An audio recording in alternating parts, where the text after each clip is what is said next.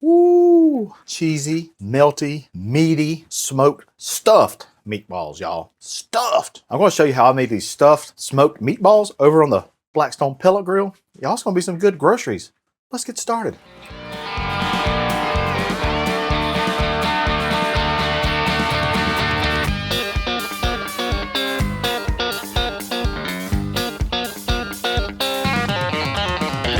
That's some good groceries.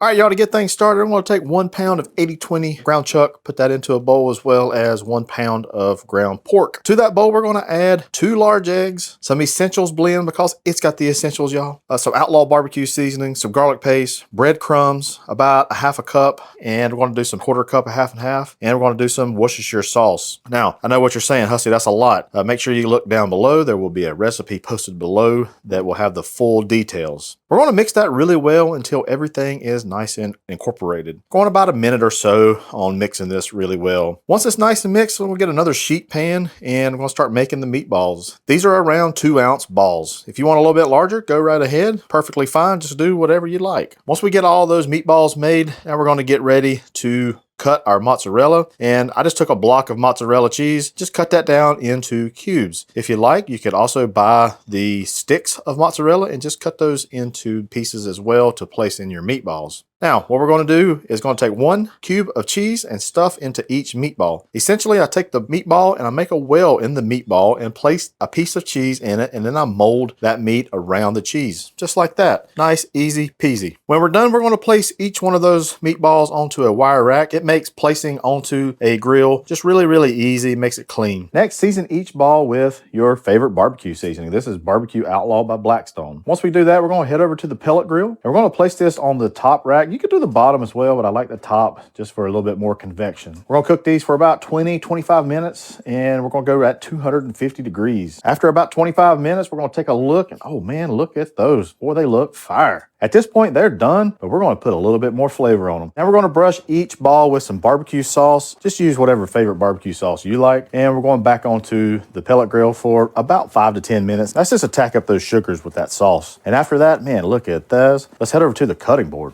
Would you look at these things right here now? It's really cold outside, so I want to open one of these dudes up for you. Ooh, look at this. Look at this. Let's give it a try.